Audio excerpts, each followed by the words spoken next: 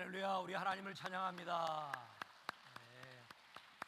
은혜의 찬양 감사드립니다. 하나님 만군의 여호와가 되십니다. 우리를 위해 대신 싸워주시는 모든 군대의 하나님이십니다. 그 하나님 앞에 감사한 분들은 다시 한번 하나님 감사합니다. 저를 위해 싸워주시니 감사합니다. 주님 영광 받으소서. 큰 박수 올려드리겠습니다. 할렐루야. 옆 사람에게 서로 축복의 인사 나누겠습니다. 하나님은 당신을 사랑하십니다. 염려를 이기며 삽시다. 염려를 이기며 삽시다. 남염이란 작가가 쓴 두 얼굴의 명절이라는 글이 있습니다. 이러한 글로 시작되고 있습니다. 7년 전의 일이다. 어머니가 집안을 뒤흔들 선언을 했다. 결혼식을 앞둔 예비 며느리에게 머지않아 제사를 없애겠다 약속을 한 것이다. 종가했던 우리 집은 2번의 명절을 포함해 1년 중 7번의 제사를 지내왔다. 내일부터 추석 연휴가 시작이 됩니다. 명절이 되면은 오랜만에 가족을 만난다는 기쁨이 있습니다. 뿐만 아니라 푹 쉴 수 있다라는 기대감에 며칠 전부터 명절을 손꼽아 기다립니다. 하지만 부담도 있습니다. 남염 작가의 어머니처럼 제사 음식 준비에 대한 부담이 있습니다. 제사 음식을 차리지 않는다 할지라도 오랜만에 만난 가족들에게 어떤 음식을 먹일까 하면서 음식 준비에 대한 부담을 가지고 있습니다. 추석 선물에 대한 경제적인 부담이 있고 거북한 만남에 대한 두려움도 있습니다. 명절은 기쁜 날이면서 동시에 염려스러운 날이기도 합니다. 그래서 명절의 두 얼굴의 명절이라는 말을 한 것입니다. 하지만 생각을 해보면 명절에만 그런 것이 아닙니다. 우리가 살아가는 일상이 기쁨의 날이면서 동시에 염려스러운 날이 이어집니다. 우리 가운데 염려 없이 살아가는 분이 과연 얼마나 될까요? 손을 들어보라고 한다면 아마 얼마 되지 않을 것입니다. 대부분이 염려 가운데 살아갑니다. 조사에 의하면 우리 대한민국 국민들 가운데 절반 이상은 미래에 대해서 염려하며 살아간다라고 답변하였습니다. 노후에 대한 불안감이 있는 것입니다. 나이가 들면서 건강이 나빠지면 어쩌나, 돈이 떨어지면 어쩌나 하며 염려합니다. 실상은 절반 정도가 아닙니다. 따지고 보면 열이면 열 모두가 다 염려를 떠안고 살아갑니다.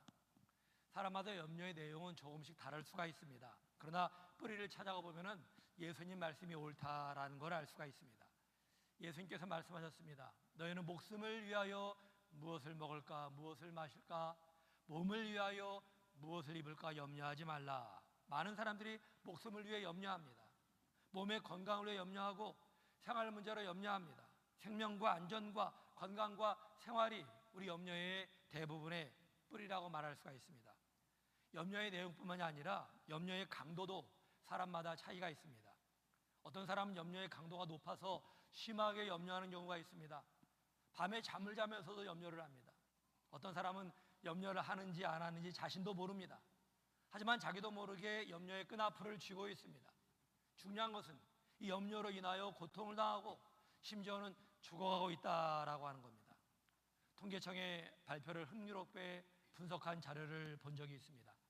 2022년의 통계를 보면 우리 한국에서는 매일 날마다 692명이 새로 태어났고 날마다 1036명 정도가 사망했습니다.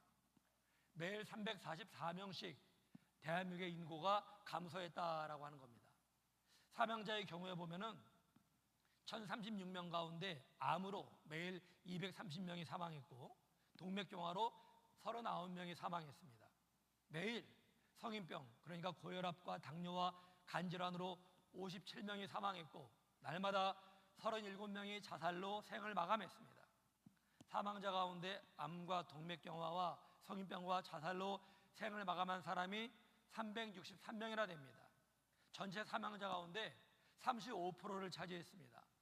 그런데 이 암과 동맥경화와 성인병과 자살이 염려와 직접적인 연관이 있다라고 하는 사실입니다.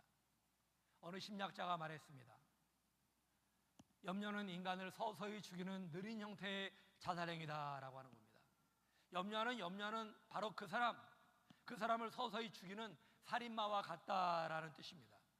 그러므로 건강하게 살기 위해서는 반드시 염려를 떨쳐 버려야 합니다. 그런데 안타깝게도 우리가 살고 있는 현실을 보면은 염려라는 것이 진드기처럼 사람을 괴롭힙니다. 그러나 염려라고 하는 것은 반드시 극복을 해야 되는 문제입니다. 설교를 듣는 가운데는 속으로 사람이 어떻게 염려 없이 살아갈 수가 있겠습니까? 라는 분이 있을 수가 있습니다.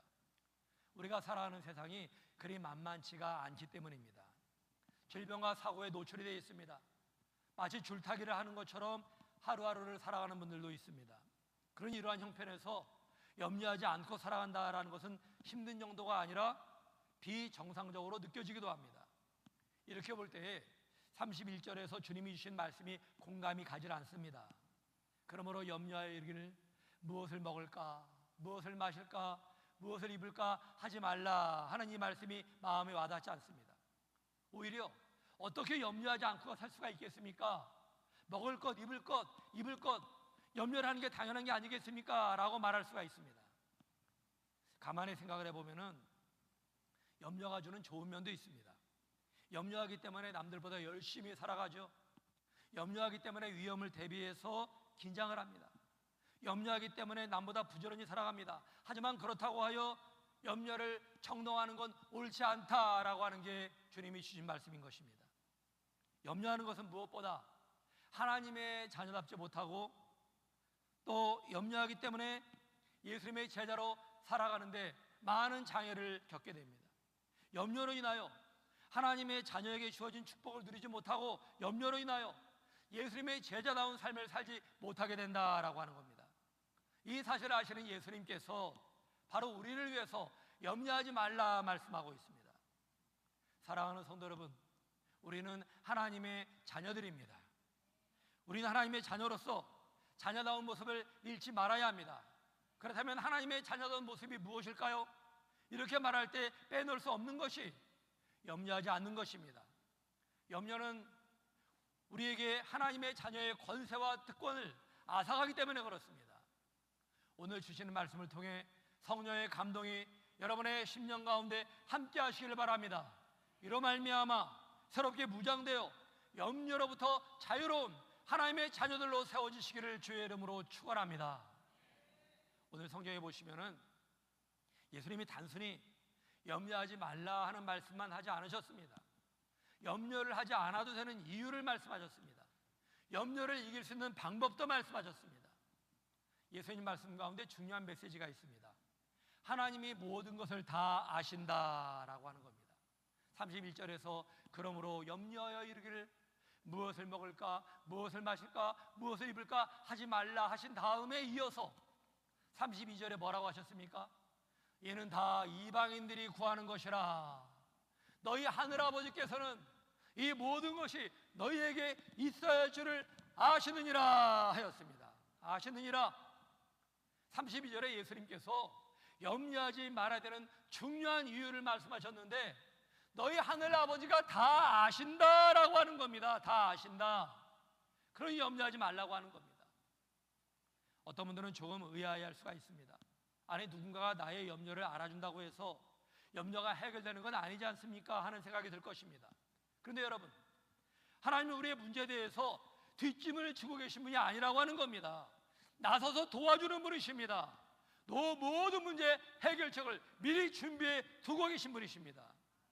우리 염려를 아시는 하나님이 우리의 문제까지 다 해결해 주십니다. 할렐루야. 여러분 어떤 문제를 안고 있습니까? 그 모든 문제를 하나님이 해결해 주심을 믿으시기 바랍니다. 고칠 수 없는 질병을 치료해 주십니다. 사람과의 얽힌 문제도 해결해 주십니다. 자녀의 문제, 배우자의 문제 하나님이 능히 해결해 주심을 믿으시기 바랍니다. 막연한 미래의 문제도 그렇습니다. 노후의 문제도 그렇습니다. 하나님이 이미 해결책을 가지고 계신 것입니다. 제가 누차 강조하는 말씀이지만 염려의 문제는 믿음의 문제입니다. 믿음이 약해져서 염려하는 것입니다. 하나님께서 나의 모든 문제를 다 아시고 다 해결해 주심을 믿는다면 뭐가 걱정이겠습니까?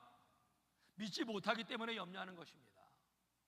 기독교 작가인 헤니 나이웬이 아주 재미있는 표현을 했습니다. 염려는 아직 내 앞에 오지도 아니한 시간과 장소를 무언가로 가득 채우려는 것이다. 저는 이 말을 이렇게 해석했습니다. 염려는 혹시로 가득 찬 상태이다 라고 하는 겁니다. 아이고 배가 살살 아픈데 혹시 암에 걸린 거 아니야? 걱정이 태산 같습니다. 오늘 기분이 찝찝한데 혹시 자동차 사고 나는 거 아니야? 이러한 마음으로 운전대를 잡고 있어요. 혹시 실직하지는 않을까? 혹시 망하지는 않을까? 혹시 취업을 못하면 어쩌나? 학교 안에가 올 시간이 2시간이 넘었는데 아직까지 안 오고 있어. 혹시 뭔가 문제 생긴 거 아니야? 이렇게 아직 오지 아니한 시간과 장소를 의심으로 가득 채우는 것이 염려라고 하는 것입니다. 우리가 생각을 해보면 얼마나 어리석은 일입니까? 혹시라는 생각이 내 마음에 차오르기 시작하면은 불안해집니다. 두려워집니다. 의심이 많아지고 탐욕이 생기고 조급해지고 나중에는 우울해집니다. 병은 더 깊어지고 상황은 더 악화되고 되는 일도 안 됩니다. 그러므로 염려라고 하는 것은 반드시 극복을 해야 되는 과제인 것입니다. 여러분, 왜 우리의 마음에 우리의 생각에 염려가 스며드는 것일까요? 믿음이 없어서 그래요. 믿음이. 예수님께서 이 사실을 알려주셨습니다. 염려를 극복하기 위해서는 하나님을 신뢰하라고 하십니다. 하나님을 믿으라고 하십니다. 너희 하늘 아버지께서 다 아시느니라. 그러니 염려하지 말라는 것입니다. 30절에서는 직접적으로 말씀하십니다. 오늘 있다가 내일 아궁이에 던져지는 들풀도 하나님이 이렇게 입히시거든. 하물며 너희일까 보냐. 그 다음에 뭐라고 했습니까? 믿음이 작은 자들아, 믿음이 작은 자들아. 염려하는 모습을 보면서 믿음이 작은 자들아 그러셨습니다. 여기엔 이런 의미가 있습니다. 믿음이 작은 자들아, 하나님이 저 들의 백합화도 아름답게 입히시고 공중의 새도 넉넉히 먹이신다. 들풀도 입혀주신다. 하물며 하나님이 사랑하시는, 하나님이 특별히 여기시는 너희일까 보냐. 하나님이 책임져 주신다고 하는 것입니다. 너희를 지켜만 보겠느냐? 너희를 굶기시겠느냐? 질병 가운데 가만히 두시겠느냐? 대적들에게 우롱당한 걸 가만히 보고만 계시겠느냐? 아니라고 하는 겁니다. 아니라고 하는 겁니다. 들의 백합화도 하나님이 아름답게 입히시고 하늘의 새도 먹이시는데 하물며 너희일까 보냐. 여러분은 하나님 보시기에 들의 백합보다 아름답고 공중의 새보다 소중함을 믿으시기 바랍니다. 주님이 안타까운 심정으로 말씀하세요. 하물며 너희일까 보냐. 또 이렇게 말씀하십니다. 자기 아들을 아끼지 아니하시고 우리 모든 사람을 위해 내어주신 이가 어찌 그 아들과 함께 모든 것을 우리에게 주시지 아니하겠느냐. 하나님은 가장 소중히 여기시는 독생자 예수 그리스도를 우리를 위하여 보내주셨습니다. 그 하나님이 하물며 우리의 사정을 아시는데 우리의 필요를 채워주지 않으냐 아니하시겠습니까? 채워준다고 하는 것이죠. 근데 왜 걱정합니까? 왜 염려합니까? 왜 건강 문제로, 자식 문제로 내일 일을 두려워합니까? 주님께서 말씀하십니다.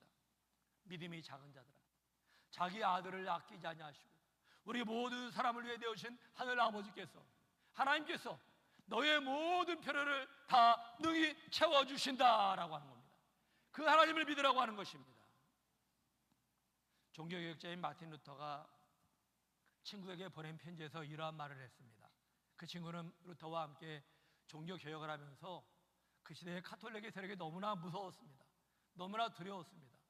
근심 가운데 살아가는 친구였습니다. 그 친구에게 말하기를 염려하며 나약해지는 것은 문제가 크기 때문이 아니라네.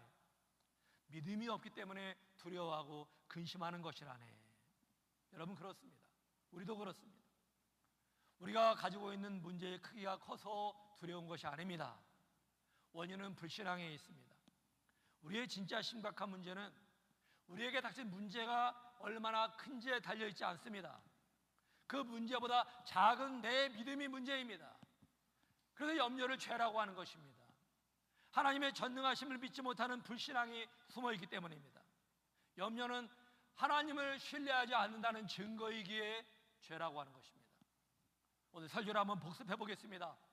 왜 염려한다고 했습니까? 저를 따라서 해보시기 바랍니다. 내 믿음이 작기 때문에 염려한다. 다시 한번 더요. 내 믿음이 작기 때문에 염려한다. 그러므로 염려를 이기기 위해서는 믿음을 키워야 됩니다. 세상에 염려거리가 없는 사람은 아무도 없어요. 죽을 때까지 염려거리는 떠나지 않습니다. 근심거리는 떠나지 않습니다. 하지만 그렇다고 해서 염려거리가 두려움과 근심으로 이어져야 되는 것은 아닌 것이죠. 우리 예수님께서는 염려하지 않고 문제를 해결할 수 있는 방법을 알려주셨는데 바로 믿음이라고 하는 것입니다.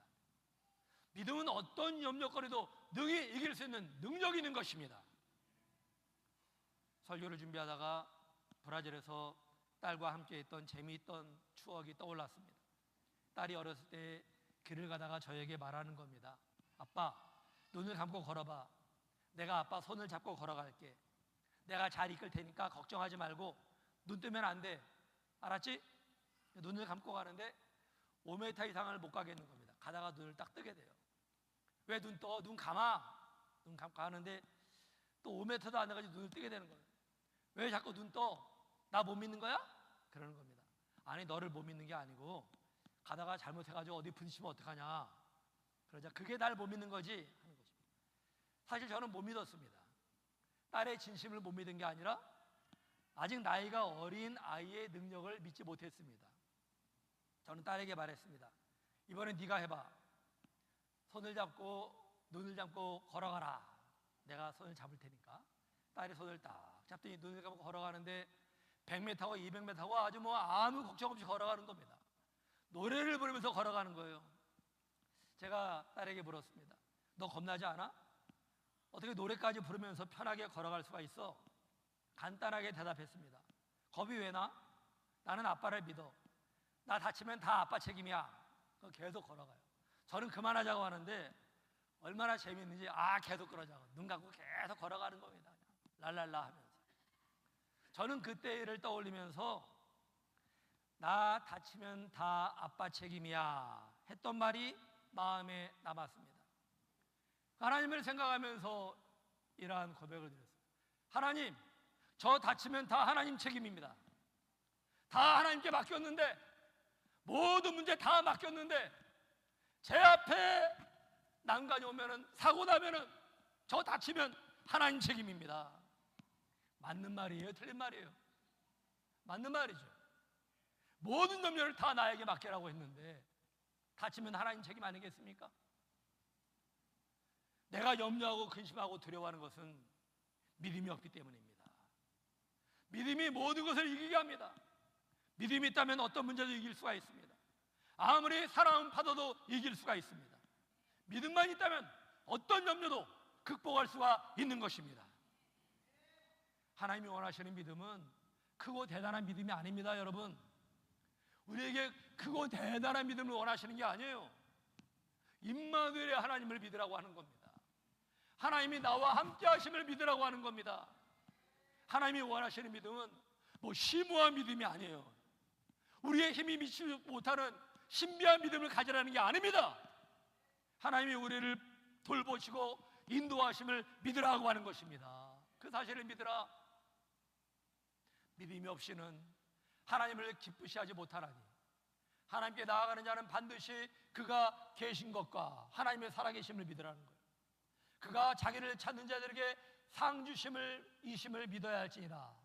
믿음의 내용이 두 가지예요. 뭐요? 첫째는 하나님의 살아계심에 나와 함께 하심을 믿으라는 거예요. 그걸 주님이 기뻐하신다는 거예요. 두 번째는 뭡니까? 하나님을 찾는 자들에게 상 주시는 이라는 사실을 믿으라는 거예요. 여기서 말하는 상이 뭡니까? 축복을 의미합니다. 우리의 모든 삶의 필요를 채워준다는 걸 의미하는 거예요. 좋은 걸 주신다는 겁니다. 주님이 원하시는 믿음이 뭐예요? 하나님이 나와 함께 하십니다 라는 믿음. 하나님은 나에게 상을 주십니다 라는 믿음. 하나님은 나에게 복을 주십니다 라는 믿음. 하나님은 나에게 좋은 것을 주십니다 라는 믿음. 하나님은 나의 모든 필요를 채워주십니다 라는 믿음. 이 믿음을 가지라라고 하는 것입니다. 여러분 모두가 이러한 믿음을 가지시기 바랍니다. 임마누엘의 믿음을 가지시기 바랍니다. 하나님이 좋은 것으로 여러분의 삶을 채워주심을 믿으시기 바랍니다. 그 믿음이 하나님이 기뻐하는 믿음입니다. 그러한 믿음. 설교를 들으면서 맞아, 옳은 말이야 하면서 고개를 끄덕이는 분들이 있어요. 혹은 아멘 하는 분들이 있습니다. 공감한다는 거죠. 하지만 여러분, 내가 공감하는 말씀이 나의 마음과 생활에 전달이 안 된다면 그게 문제예요. 그게 문제예요. 머리만 끄덕이고 공감하는 것 부족합니다. 입으로만 아멘하는 것 부족합니다. 여기는 아무런 능력이 없습니다. 믿음으로 와닿아야 됩니다. 믿음으로 와닿아야 되는 거예요. 믿을 때 능력이 나타나는 것입니다. 케네디 해겐이 쓴 신선한 기름 부음이라는 책에 자신의 간증이 나오고 있습니다. 케네디 해겐은 태어날 때부터 몸이 약했어요. 태어날 때부터 심장이 기형적으로 태어났습니다. 심장이 불치의 혈액병을 안고 태어났어요. 아기 때부터. 어린 시절에 온몸이 완전히 마비돼가지고 죽음 직전에 이르는 경험을 여러 번 했습니다. 보통 아이들처럼 제대로 뛰어놀질 못했어요. 심장이 약하다 보니까. 10대 중반에는 병원에 가서 들어 눕게 되었는데 담당 의사 5명이 다 얘는 못 삽니다. 머지않아 죽을 겁니다. 살 수 없다는 말을 하는데 안 들을 때 그런 말을 해야 되는데 그 말들이 다 들려온 거예요. 얼마나 절망적입니까? 이제는 죽는다고 하는데, 살 수 없다고 하는데 하루하루 살아가는 게 너무나 두려웠습니다. 염려스러웠습니다. 살아도 사는 게 아니었습니다. 근데 다행히 그가 어린 시절부터 하나님을 믿는 아이였어요. 의지할 만한 분은 하나님밖에 없었습니다. 하나님께 살려달라고 간절히 기도했답니다. 날마다 기도했대요. 날마다 하나님 저 좀 살려주세요. 저 좀 살려주세요. 그러다가 하나님의 응답을 받았습니다. 그래, 너는 살 수 있어 하는 응답이었습니다. 너는 살 수 있다. 너는 죽지 않는다. 정상적으로 살아갈 수 있다라는 응답이 왔어요. 그러면서 마음속에 적은 믿음이 생겨났습니다. 그래, 나도 살 수 있어. 그리고 성경을 읽기 시작했습니다. 성경을 읽는데 특별히 마음에 와닿은 말씀이 바로 이 말씀, 마가복음 11장 24절. 그러므로 내가 너희에게 말하노니 무엇이든지 기도하고 구하는 것은 받은 줄로 믿으라. 그러면 너희에게 그대로 되리라. 이 말씀이 얼마나 와닿는지요. 그래, 내가 기도하는 거 하나님이 반드시 응답을 주셔. 하나님은 나를 분명히 고쳐주실 거야. 나는 정상적으로 살아갈 수 있어. 의사를 만나면 의사에게 말하는 거예요. 저는 정상적으로 살 수 있어요. 하나님이 그러셨어요. 제가 정상적으로 산다고요. 의사들은 아이고 이 불쌍한 애 같으니라고 얘가 지금 머리까지 지금 어떻게 되나 처량하게 쳐다봐요. 하지만 이 아이는 눈이 초롱초롱 빛납니다. 전 정상적으로 살아갈 수 있어요. 앞으로 계속 살아갈 수 있어요. 저 안 죽어요. 마침내 어떻게 되었습니까? 16개월 동안 병상에 누워있던 이 아이가 온전히 나아서 걸어서 나가게 되었습니다. 지금까지 수십 년이 지나도 정상적으로 살고 있습니다. 할렐루야! 하나님이 살려주신 거예요. 하나님이 뭘 보고요? 이 아이의 믿음을 보고, 믿음 가운데 하나님이 역사하셨다라고 하는 것입니다. 믿음 가운데. 여러분, 믿음에는 공식이 있습니다. 기도할 때 믿음이 생겨나고 말씀을 통해 믿음이 자라납니다. 하나님 말씀에 성령이 역사하실 때 믿음이 자라나는 거예요. 하나님 말씀을 떠난 믿음은 막연합니다. 막연해. 하나님 말씀은 믿음을 이루는 내용이라고 할 수 있어요. 내용. 그러므로 믿음은 들음에서 나며 들음은 그리스도의 말씀으로 말미암았느니라. 믿음은 그리스도의 말씀, 하나님 말씀은 성경을 통해 생겨납니다. 하나님 말씀이 바르게 선포될 때에 설교를 통해서도 믿음이 생겨납니다. 믿음이 만들어지고 또 자라나게 되는 것은 모두가 성령의 역사예요. 성령의 역사. 기도할 때 성령의 역사하시면 믿음이 생겨난다고 하는 거예요. 성령이 언제 역사하실까요? 간절히 기도할 때입니다. 간절히 기도할 때 100이면 100 다 성령의 역사하시고 그에게 믿음을 더하여 주시는 것입니다. 말씀을 읽을 때도 설교를 들 때도 그렇습니다. 성령이 역사하실 때 믿음이 생겨나는 거예요. 조금 전에 말씀드린 케네스 얘기는 믿음의 공식을 잘 보여주고 있습니다. 그는 기도하며 하나님의 역사를 구했고 성경을 읽으면서 성령의 감동을 체험했습니다. 그래서 마가복음 11장 24절의 말씀이 그에게 믿음으로 다가왔고 치료의 능력을 발하게 된 것입니다. 여러분에게도 기도와 말씀을 통한 성령의 역사로 말미암아 굳건한 믿음으로 하나님의 귀한 역사를 이루며 살아가시기를 주의 이름으로 축원합니다. 내일부터 추석 연휴가 시작되죠. 온 가족이 연휴의 즐거움을 풍성히 누리시기를 소원합니다. 그런데 설교의 서두에서 말씀드린 것처럼 추석 연휴가 기쁨의 날이며 동시에 부담스러운 날이 될 수가 있습니다. 하지만 우리의 생각을 조금만 바꾼다면 좀 더 행복한 연휴가 될 것입니다. 오늘 주신 말씀을 적용하여 믿음으로 염려를 이기는 것입니다. 나의 모든 염려거리를 모든 걸 아시는 하나님께 모든 문제를 다 맡기는 것입니다. 맡긴 만큼 가벼워집니다. 맡긴 만큼 행복해집니다. 그리고 나의 부족함을 채워주시는 하나님을 기대하며 하나님을 삶 속에 경험하는 것입니다. 우리는 염려에서 해방된 사람들입니다. 왜 그렇습니까? 우리 인생을 든든히 붙잡아 주시는 하나님이 함께 하시기에 우리는 모든 염려에서, 두려움에서, 걱정에서 해방된 사람들인 것입니다.